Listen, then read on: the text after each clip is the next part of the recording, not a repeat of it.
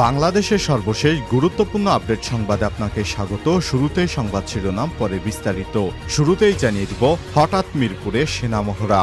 আগামী অক্টোবরে বাংলাদেশ সফরে আসার কথা রয়েছে দক্ষিণ আফ্রিকা ক্রিকেট দলের। 2 টেস্টের সেই সিরিজ অনুষ্ঠিত হবে মিরপুর শেরেবাংলা জাতীয় ক্রিকেট স্টেডিয়াম এবং চট্টগ্রামে। সেই সিরিজে ক্রিকেটারদের বিশেষ নিরাপত্তা দিতে আজ মিরপুরে অনুষ্ঠিত হল সেনাবাহিনীর বিশেষ মহড়া।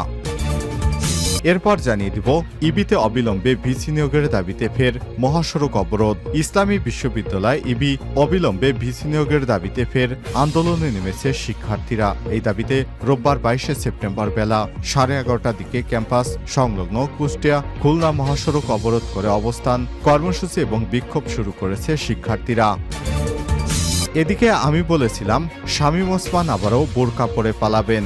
নারায়ণগঞ্জ 4 আসনের সাবেক সংসদ সদস্য শামীম ওসমানকে গডফাদার হিসেবে আখ্যায়িত করে নারায়ণগঞ্জ জেলা বিএনপির সভাপতি এবং সাবেক সংসদ সদস্য বীর মুক্তিযোদ্ধা মোহাম্মদ গিয়াসউদ্দিন বলেছেন, 2001 সালে কর্মীদের রেখে রাতের আধারে বোরকা পরে পালিয়েছিলেন শামীম ওসমান। ফিরে এসে সিংহের মতো গর্জন দিয়ে মানুষকে ভয় দেখিয়ে সন্ত্রাসী চাঁদাবাজি রামরাজত্ব কায়েম করেছিলেন। এবার শেখ হাসিনা পালিয়ে যাবার পর শামীম ওসমান আবারও বোরকা পরে পালিয়ে গেছে।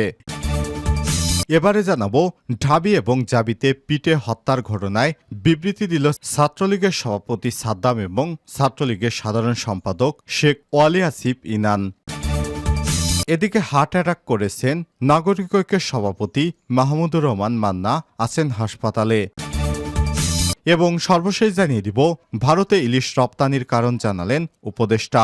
ভারতের বিশেষ অনুরোধে দুর্গাপূজা উপলক্ষে বাণিজ্য মন্ত্রণালয় ইলিশ রপ্তানির অনুমতি দিয়েছে বলে জানিয়েছেন মৎস্য এবং প্রাণী সম্পদ মন্ত্রণালয়ের উপদেষ্টা ফরিদা আক্তার। রোববার 22 সেপ্টেম্বর এক সংবাদ বিজ্ঞপ্তিতে বিষয়টি নিশ্চিত করেছেন তিনি। প্রিয় দর্শক, এতক্ষণ শুনছিলেন সংবাদ শিরোনাম, এবারে বিস্তারিত।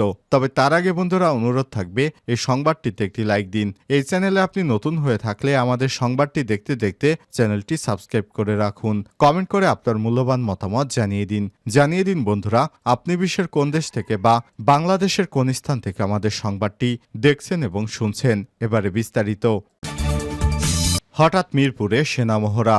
আগামী অক্টোবরে বাংলাদেশ সফরে আসার কথা রয়েছে দক্ষিণ আফ্রিকা ক্রিকেট দল। 2 টেস্টের সেই সিরিজ অনুষ্ঠিত হবে মিরপুর শেরেবাংলা জাতীয় ক্রিকেট স্টেডিয়াম এবং চট্টগ্রামে। সেই সিরিজের ক্রিকেটারদের বিশেষ নিরাপত্তা দিতে রোববার সেনা মহড়া দিয়েছে সেনাবাহিনীর একটি দল। মহড়া উপলক্ষে মিরপুরে সেনাবাহিনীর সশস্ত্র মহড়া দিয়েছেন এবং আকাশে হেলিকপ্টারও উড়িয়েছেন। মোটামুটি যুদ্ধের আবহ নিয়ে মিরপুরে মহড়া দিয়েছে বাংলাদেশ সেনাবাহিনী। মূলত অক্টোবরের মাঝামাঝি পটিয়াদের বাংলাদেশ সফরের নিরাপত্তা প্রদান নিয়েই এই আয়োজন।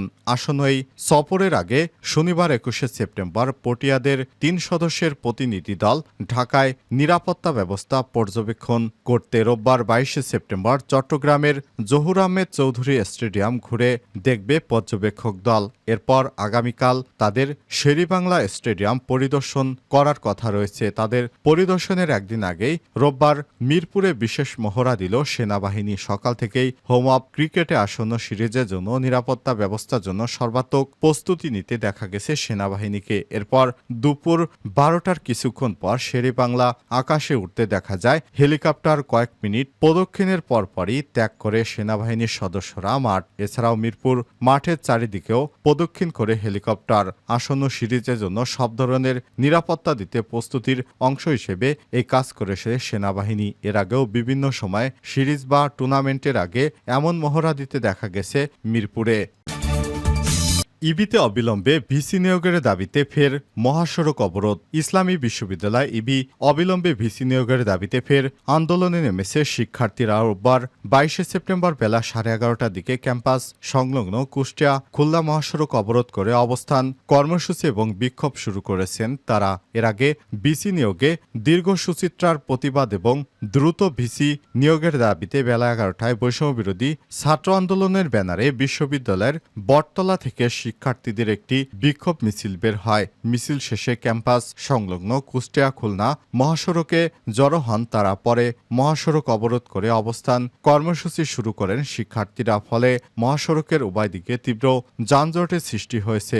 বিসি নিয়োগের আশ্বাস না পাওয়া পর্যন্ত কর্মসূচি চালিয়ে যাওয়ার কথা জানিয়েছেন শিক্ষার্থীরা। এদিন মিছিলে শিক্ষার্থীদের হাতে সবাই যখন স্বর্গে ইবি কেন মর্গে, বিসি বিসি বিসি চাই, ইবিতে ভিসি চাই, বিসি নে ৯ আর ৯ ঢাবিরাবি বিসি পায়, ইবি কেন পিছিয়ে রয়, সংস্কার মনা ভিসি চাই, দুর্নীতিমুক্ত ভিসি চাই, সৎ এবং সাহসী ভিসি চাই, ইবির আঙিনায় দুর্নীতিবাজদের ঠাঁই নাই, সেশন জট কবর চাই, এমন নানা লেখা সম্বলিত প্লেকার্ড দেখা যায়। শিক্ষার্থীরা জানান, প্রায় ১.৫ মাস ধরে ভিসিহীন অবস্থায় আছে ইবি। ইতিমধ্যেই দেশের বেশ কিছু বিশ্ববিদ্যালয়ে ভিসি নিয়োগ দেওয়া হয়েছে, তবে ইবিতে এখনও ভিসি না নেওয়ায় শিক্ষার্থীরা তাদের কার্যক্রম স্থবিরতা কাটছে না। এই দাবিতে তারা কয়েক দফায় আন্দোলন করলেও কোনো আশার আলো দেখতে পায়নি। ফলে অবিলম্বে নিরপেক্ষ, সৎ, দক্ষ এবং একাডেমিশিয়ান ভিসি নিয়োগের দাবি তাদের। অর্থাৎ শিক্ষার্থীরা বলছে, অবিলম্বে ইবিতে ভিসি নিয়োগ দেয়া না হলে আমরা আরও কঠোর হতে বাধ্য হব। আমরা আমাদের ক্লাসে ফেরত যেতে চাই, মাঠে নয়। আমি বলেছিলাম শামীম ওসমান আবারও বোরকা পরে পালাবেন। নারায়ণগঞ্জ ৪ আসনের সাবেক সংসদ সদস্য শামীম ওসমানকে গডফাদার হিসেবে আখ্যায়িত করে নারায়ণগঞ্জ জেলা বিএনপির সভাপতি এবং সাবেক সংসদ সদস্য বীর মুক্তিযোদ্ধা মোহাম্মদ গিয়াসউদ্দিন বলেছেন, ২০০১ সালে কর্মীদের রেখে রাতের আধারে বোরকা পরে পালিয়েছিলেন শামীম ওসমান। ফিরে এসে সিংহের গর্জন দিয়ে মানুষকে ভয় দেখিয়ে সন্ত্রাস, চাঁদাবাজি ও রামরাজত্ব কায়েম করেছেন তিনি। ছাত্র যুবকদের হাতে অস্ত্র তুলে দিয়েছিলেন, বড় বড় কথা বলতেন, বিএনপিকে পিষে মারার হুমকি দিতেন। তখন আমি বলেছিলাম শামীম ওসমান আবারও বোরকা পরে পালাবেন।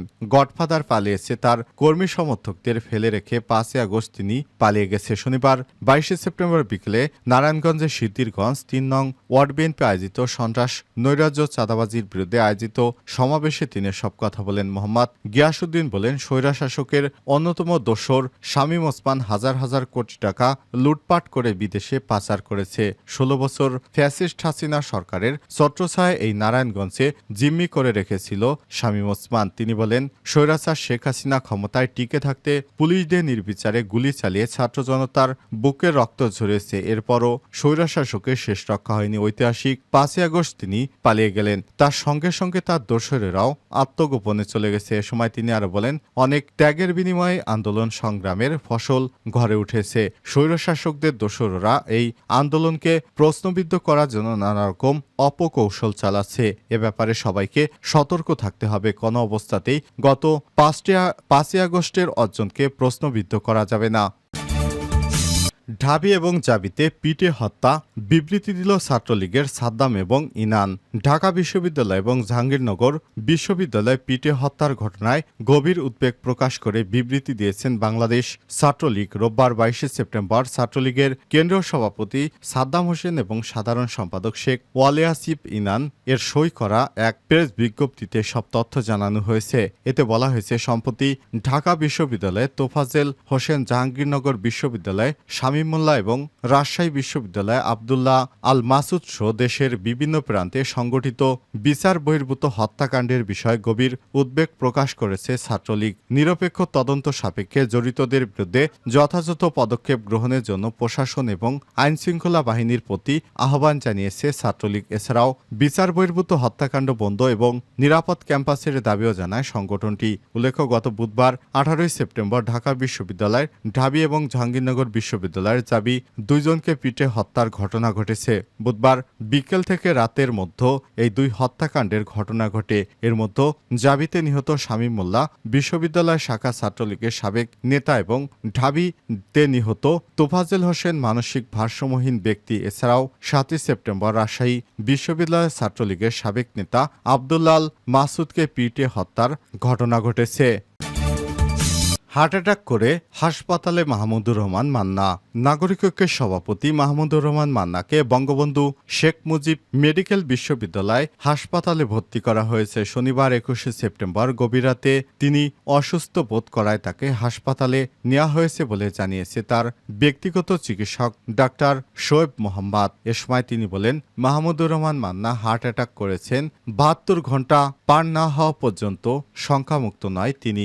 বর্তমানে তাকে হাসপাতালে নিবিড় পরিচর্যা কেন্দ্রে রাখা হয়েছে। এদিকে মাহমুদুর রহমান মান্নার সুস্থতার জন্য দেশবাসীর কাছে দোয়া চেয়েছেন নাগরিক ঐক্যের কেন্দ্রীয় কমিটির সদস্য আব্দুর রাজ্জাক সজীব। দলটির সাংগঠনিক সম্পাদক সাকিব আনোয়ার সই করা এক বিজ্ঞপ্তিতে বলা হয়েছে, হাসিনা সরকারের শাসনামলে ২০১৫ সালে মাহমুদুর রহমান মান্নাকে প্রথমে গুম করে পরে গ্রেপ্তার করা হয়। এ সময় তিনি মিথ্যা মামলায় ২ বছর কারাভোগ করেন। কারাগারে থাকা অবস্থায় হার্ট অ্যাটাক করলে তাকে হাসপাতালে পাঠানো হয়। সে সময় তার হার্টে একাধিক ব্লক ধরা পড়ে, কিন্তু হাসিনা সরকার তাকে চিকিৎসার সুযোগ না দিয়ে হাসপাতাল থেকে কারাগারে পাঠায়। এছাড়াও কারামুক্ত হবার পর তার পাসপোর্ট আটকে রাখা হয়। এ কারণে তিনি বিদেশে উন্নত চিকিৎসাও নিতে পারেননি।